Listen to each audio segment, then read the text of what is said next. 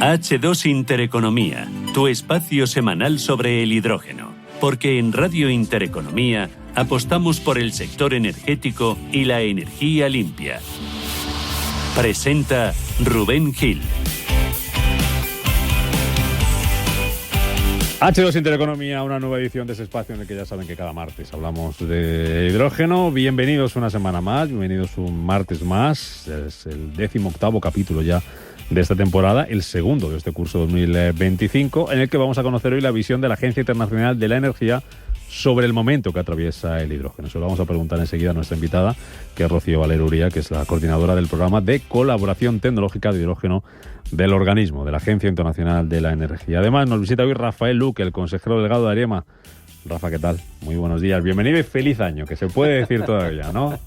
Feliz año, Rubén y todo el equipo. Muy bien, bien, ¿y vosotros? Bien. Encantados de recibirte, de verte aquí, de hacer este espacio. Un martes más con Ariema, mirando a 2025, que se presenta para el hidrógeno. ¿Cómo, Rafa? Bueno, la verdad es que 2024, especialmente la segunda mitad, fue ciertamente complicado para el sector. Realmente la implantación del hidrógeno no está siendo tan rápida como algunos preveían. Y vamos a ver qué nos depara el 25. Básicamente estamos todo el sector a la expectativa de decisiones políticas de si nos vamos a descarbonizar o no. ¿Y cómo?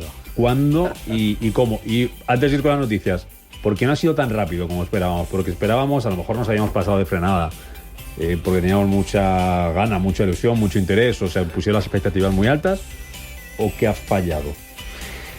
Bueno, por resumir mucho, porque es complicado, sobre todo se ha hablado mucho, pero el apoyo político vía financiación y en particular vía subvenciones ha sido muy pequeño en relación a la necesidad. Es decir, el hidrógeno verde sigue siendo caro, el diferencial con el hidrógeno fósil es más de lo que a día de hoy cubren las subvenciones y no se ha dado el apoyo que en su día se dio, por ejemplo, a la energía solar. Luego te pido, y le pido también a nuestra invitada, carta a 2025, ya no a los Reyes Magos que ya han venido y se han ido, pero carta a quien corresponda. Así arrancamos nuestro H2 Intereconomía de hoy, como siempre, repasando las noticias con Paloma Arnaldos, que nos ha dejado el hidrógeno esta última semana.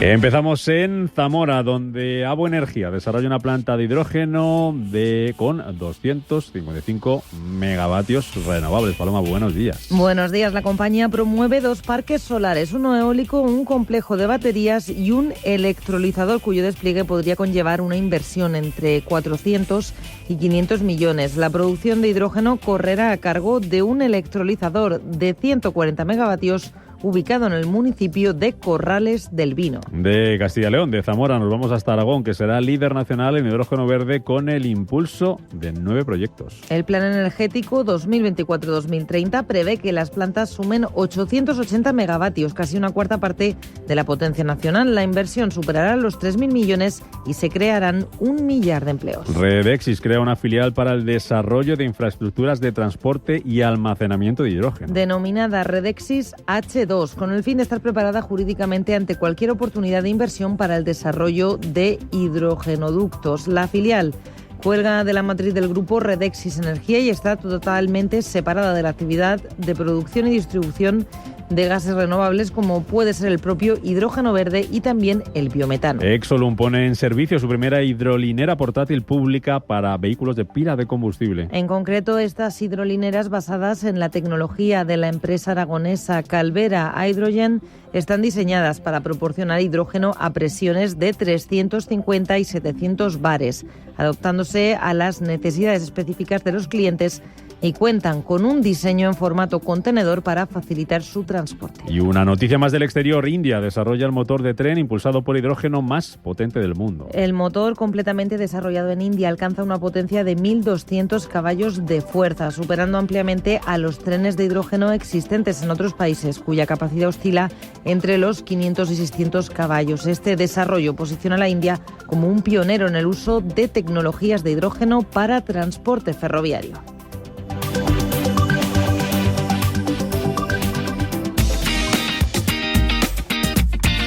Pues así arrancamos nuestro H2 Intereconomía de hoy, poniéndonos al día, contando noticias. Si Rafa, si India se pone las pilas, es capaz, como país, de hacer prácticamente lo que quiera. Si se mete ya de lleno en el hidrógeno, pues ahí va a haber retos, va a haber oportunidades y va a haber también competencia, ¿no? Sin duda, India lo está haciendo bien, tiene un impulso de sus administraciones gestionado con inteligencia. Vemos lo que han hecho en otros sectores, por ejemplo, el sector aeronáutico. Han hecho una compra grande al consorcio europeo Airbus, pero la letra pequeña dice que tienen que fabricar en la India.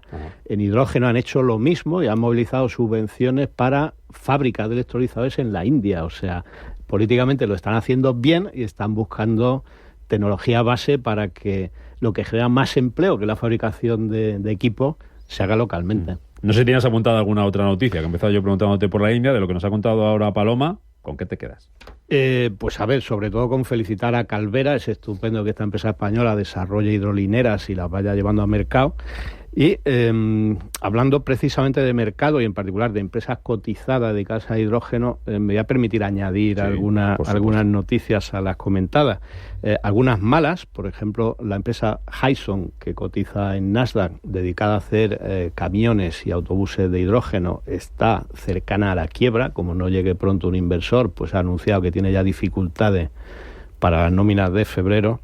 Y es lo que hablábamos antes, ese postergamiento de las instalaciones de hidrógeno está generando problemas a las empresas. Por ejemplo, otra empresa cotizada que es Nel, fabricante noruego de electrolizadores, desafortunadamente ha anunciado el despido del 20% de sus trabajadores de la gigafactoría de Eroya.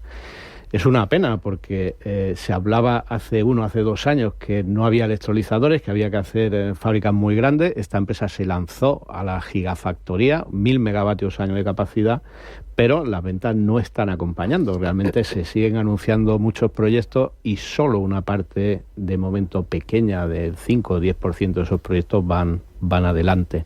Pero por dar una noticia más esperanzadora también de empresas cotizadas, los chinos entran en capital de empresas europeas de electrolizadores. En concreto, el fabricante de paneles solares chino LONGi ha entrado en el capital del fabricante noruego de electrolizadores Hydrogen Pro, que es una buena apuesta. Nosotros, como sabe Rubén, asesoramos el fondo Renta 4 Megatendencias Arima Hidrógeno. Pues fíjate que estas empresas mencionadas, Hyson nunca nos gustó, Nel, LONGi y Hydrogen Pro están en cartera. O sea, el hidrógeno se va a atrasar, pero viene sí o sí, con lo cual, pues a pesar de estas turbulencias que van a suponer un cierto filtrado de quienes sobreviven y prosperan y los que se quedan por el camino, pues va a ser complejo e interesante. De hecho, en Hyson, en su capital, estaban inversores muy conocidos como BlackRock o Vanguard, pues que no acertaron a elegir bien dentro del sector hidrógeno donde poner sus recursos. Ya que estamos hablando de empresas, y antes que con nuestra invitada, y las hablamos enseguida, vosotros como compañía, como Arima, ¿cómo se presenta el año? ¿Dónde tenéis puesto el foco, la prioridad? Bueno, la verdad es que el esfuerzo en España ha decaído en 2024. Nosotros lo hemos notado, pues que la demanda de servicios como es la consultoría, la formación, pues es menor. Hemos tenido curso de hidrógeno, ediciones de nuestro curso de hidrógeno con 70 alumnos y eso pues ahora mismo está más abajo porque las empresas españolas han bajado su inversión incluso en formación de su personal.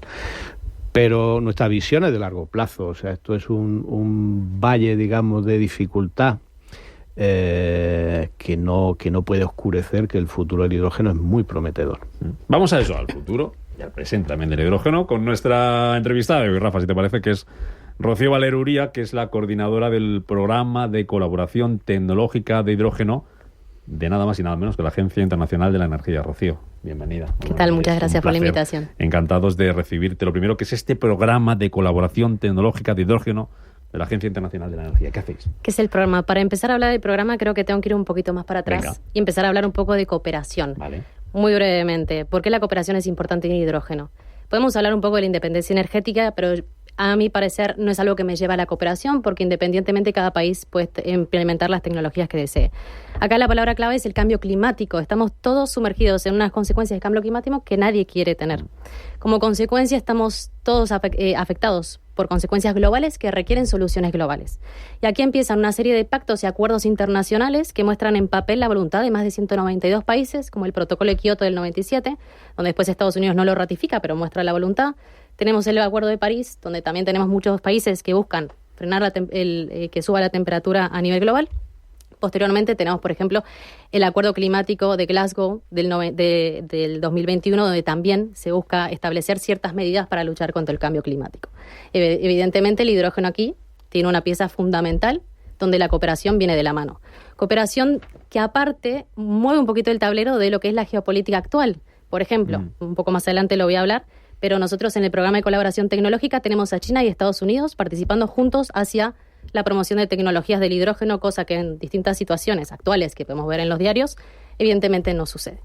Entonces, en base a esta cooperación y a la necesidad de trabajar juntos, se crea la OCDE, que es la Organización de Cooperación para el Desarrollo Económico, una organización que se funda en los 60 y lo que busca es fomentar dentro de países desarrollados, tiene alrededor de 60 países, establecer un panorama propicio para el desarrollo de la economía y del bienestar, para decirlo, dentro de los países. Lo que pasa es que viene la crisis del petróleo, 1973, y evidentemente también necesitamos seguridad energética dentro de lo que es la economía.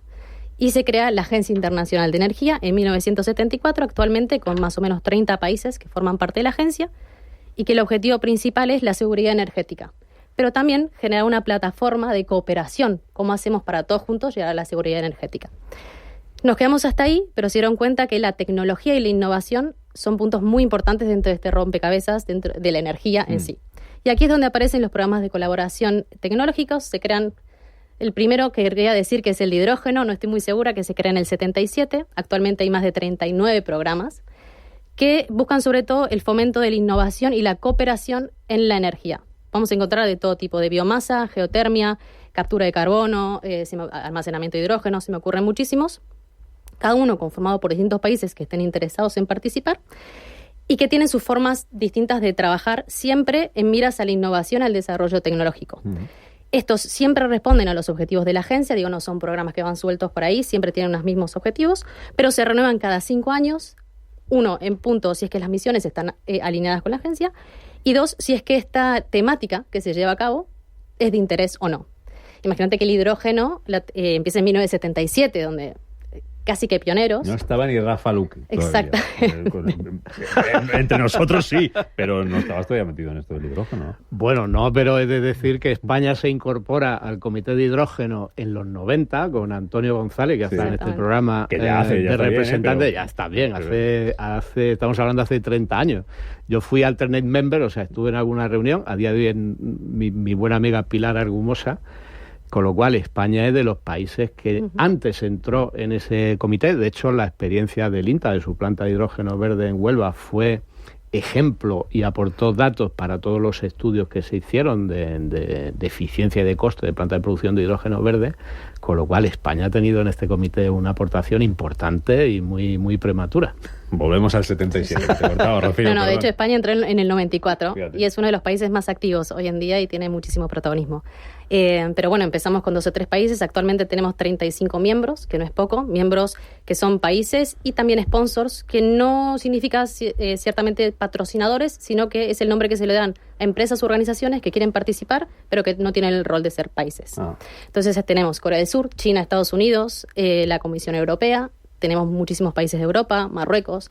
Entonces, en todo este variopinto de países, todos con sus desafíos, todos con sus fortalezas, traer a la mesa colaboración tecnológica, ver qué sabemos, ver qué no sabemos y qué necesitamos, es como la esencia que tiene este programa de colaboración, que actualmente el centro focal está en las tasks o tareas, donde realmente genera un aporte tanto hacia la agencia como también hacia distintos organismos que se nutren de la información que damos. Me imagino que en esa mesa, Rocío, se ponen sobre la mesa se ponen iniciativas, ¿no? Se pone una serie de iniciativas, no sé ahora mismo cuántas hay, cuáles son las más importantes y qué nos puedes contar. Exactamente, estas son las tasks actualmente, la task, que son tareas, esto como se maneja siempre en inglés. Desde el 77 hasta ahora se han abierto 51, que es muchísimo. 51 tareas. Actualmente tenemos 11 abiertas que consisten en proyectos de investigación donde actualmente tenemos más de 600 expertos de todo el mundo involucrados en estos proyectos. Duran entre 2 o 3 años y investigan un tópico en general. Lo muy importante de la TCP, del hidrógeno, es que no se centra en el hidrógeno limpio o hidrógeno verde, sino es tecnologías del hidrógeno en general, que puede ser el famoso hidrógeno azul.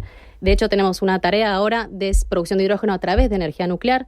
Aquí no estamos sesgados, que evidentemente se fomente el hidrógeno verde, fuentes renovables, y tenemos una task sobre eso, Pero acá lo que buscamos es buscar innovación y desarrollo de tecnologías en toda la cadena de valor y en todos los espectros del hidrógeno en general. Por eso también creo que esa es la clave que nos permite la participación de muchísimos países que a veces tienen una visión distinta sobre los negocios o tecnologías que quieran implementar. Rafa. Bueno, yo, porque no se nos olvide que yo creo que Rocío tiene muchísimas cosas que contar. En este programa hemos hablado con frecuencia de que hay demasiada información sobre hidrógeno en Internet y es difícil filtrar. Invito a todos los interesados a que visiten la web del Hydrogen TCP, porque hay muchísima información muy buena y muy completa desde hace más de 30 años, con informes técnicos, con informes de normativa y con esa importancia que destacaba muy acertadamente Rocío, que no hablamos de un foro español o europeo, que es lo que estamos acostumbrados, sino que aquí interviene todo el planeta, podemos decir. Preguntas para nuestro invitado. ¿Alguna, Rafa? Venga, vamos con ello. Bueno, pues por ejemplo, Rocío, entre los invitados singulares orientados a temas de tecnología hemos tenido en el programa, recuerdo que tuvimos a una empresa que está trabajando en hidrógeno subterráneo, en cómo almacenar hidrógeno bajo tierra. ¿Qué actividad está haciendo el Hydrogen TCP en este tema? Bueno, como mencioné, las tareas o tasks de la TCP tienen una duración determinada, 2 o 3 años, pero se han identificado sobre todo ahora temáticas que buscan ser permanentes, por ejemplo, almacenamiento de hidrógeno. La TAS 42, que ya empezó en el 2020, si no me equivoco, está finalizando. Ahora termina, de hecho, invito después, probablemente en abril se publique, invito a leer su reporte donde se analizan sobre todo los materiales más importantes para el almacenamiento, pero nos quedamos cortos, falta. Entonces, en noviembre del año pasado hemos aprobado la TAS 51, que es la última, que es materiales para el almacenamiento de hidrógeno. Estas justo son temáticas que para nosotros son muy importantes porque la demanda requiere que estemos todo el tiempo investigando. Otra temática importante, por ejemplo, es seguridad. Seguridad, ya llevamos 7 u 8 tasks de la temática, todos con focos distintos. También justamente tenemos la TAS 43, que es seguridad, que ahora se extendió un año más porque todavía siguen cosas por investigar, y de hecho creemos que va a ser una TAS permanente, va a ser una investigación constante con distintos objetivos anuales, pero que constantemente el mundo demanda respuestas sobre la seguridad del hidrógeno. Claro, porque ¿cómo llegan a vosotros esas tareas? ¿Quién las propone? ¿Las van proponiendo los países? ¿Cómo es? Hay dos formas. La TCP está conformado por un comité ejecutivo, que son representantes de sus miembros, que tienen derecho a voto. Estratégicamente ellos pueden identificar una temática y decir, vamos a investigar sobre eso, pero también los mismos expertos que forman parte de este programa, que son expertos miembros de los países miembros, pueden levantar la mano y decir, estoy interesado o tengo una expertise en esto. Se vota y se aprueba. Entonces es lo que nosotros en inglés decimos top-down approach o bottom-up approach. De arriba hacia abajo, de abajo hacia arriba, depende de la necesidad de la temática. Entonces es bastante democrático y siempre y cuando el plan de trabajo sea lógico, siempre tiene como una luz verde para la investigación. 2-3 años con esa tarea, ¿no? Trabajando sobre ella. Cuando llega al final... ¿Qué pasa después? ¿Qué impacto tiene luego en todo el ámbito, en toda la cadena, en toda la tecnología del hidrógeno? Una vez que finaliza tenemos un reporte final. Este reporte final puede ser estado del arte de esta tecnología, lo cual nos da un panorama y una hoja de ruta de lo que está pasando. Recomendaciones a los gobiernos, en la cooperación. El gobierno, como decía Rafael al principio, tiene que también fomentar y generar una seguridad hacia la inversión, hacia la investigación. Entonces también recomendaciones a los políticos o muchas veces recomendaciones a empresas. Por ejemplo, ahora tenemos una tarea de hidrógeno natural. El hidrógeno natural, el hidrógeno blanco, es sumamente novedoso y hoy en día no se sabe ni cuánto se puede extraer, ni cómo extraer, ni hay herramientas de medición. Entonces, nuestra tarea lo que hacemos es proponer herramientas de medición, decir cuánto se puede extraer y decir qué tan viable puede ser para una empresa empezar a generar o producir hidrógeno de esa manera.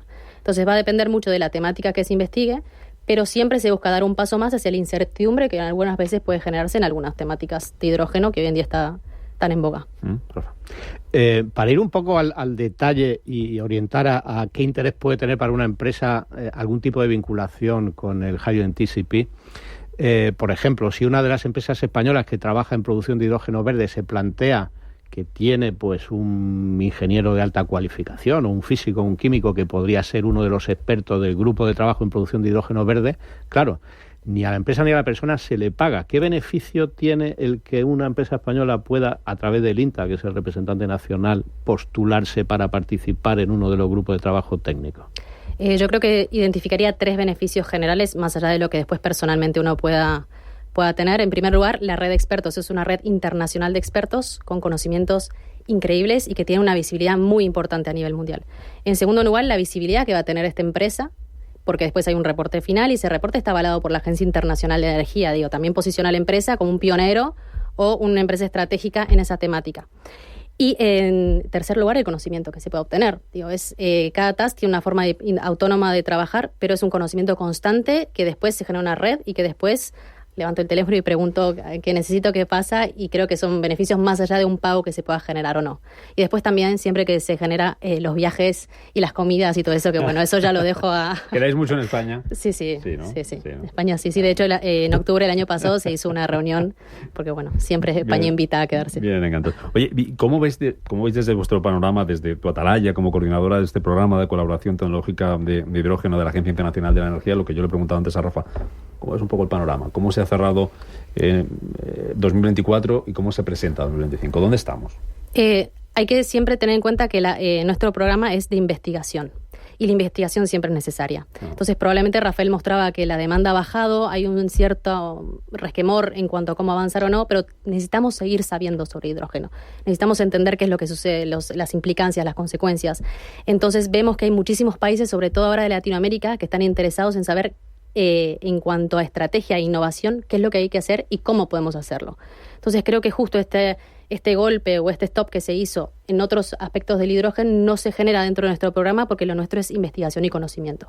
Y creo que eso siempre hay interés para también resolver estos problemas que se están generando. Entonces nosotros, justamente todo lo contrario, hemos recibido muchísima demanda de distintos países para formar parte, que implica un país tiene que pagar para ser parte de la TCP, no es gratis. Sí, que va en serio, en ese sentido. Entonces, muchos trámites burocráticos. De hecho, recibimos a Brasil hace poco, vamos a recibir a Argentina, Colombia. Entonces, en ese sentido, no hemos notado tanto parón, pero sí hemos notado mucha sed de conocimiento y de ver cómo participar. Es importante, es interesante lo que dice Rafa, porque muchas veces hemos comentado cómo están trabajando otros países, otros continentes. Hoy las noticias no había ninguna de Latinoamérica, estaba la internacional de la India, pero muchas veces hemos hablado de Chile, hemos hablado de Colombia.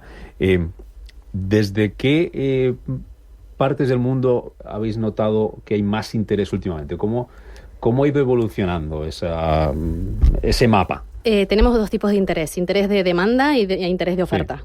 Interés de oferta es América Latina, por supuesto, que necesita posicionarse, sobre todo Chile, Brasil, Colombia sobre todo con el hidrógeno natural, buscan ser exportadores y buscan estar en el mapa. La TCP te permite estar en el mapa también.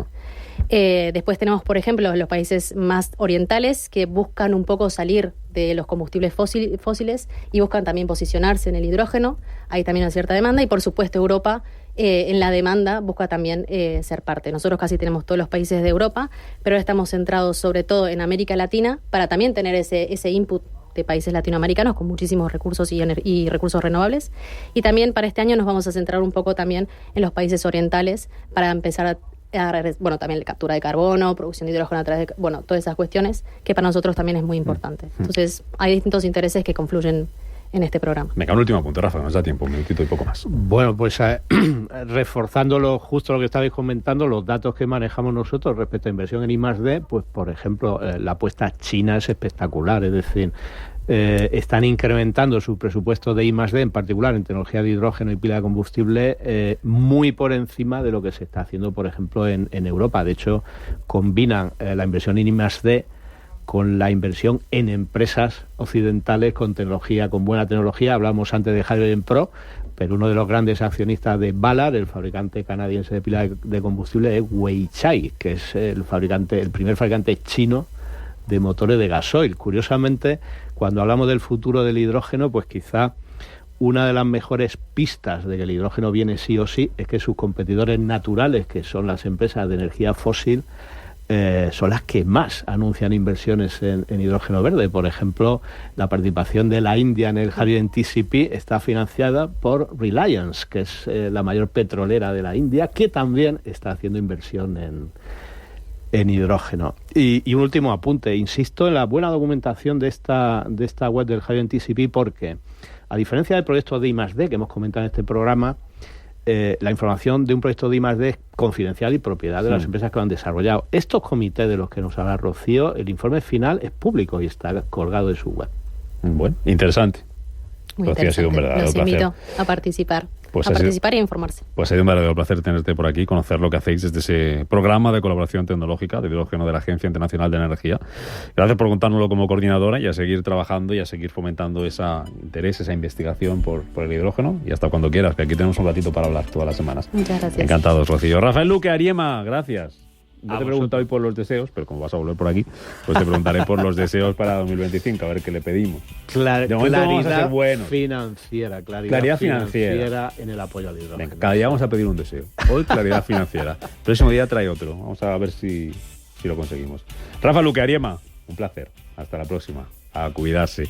Nos vamos, que quedan un poco más de 2 minutos para las 12. Ya saben que toca noticias a esa hora y después Rafa Jiménez y Ángeles Lozano, hoy programa especial desde Santander. Adiós.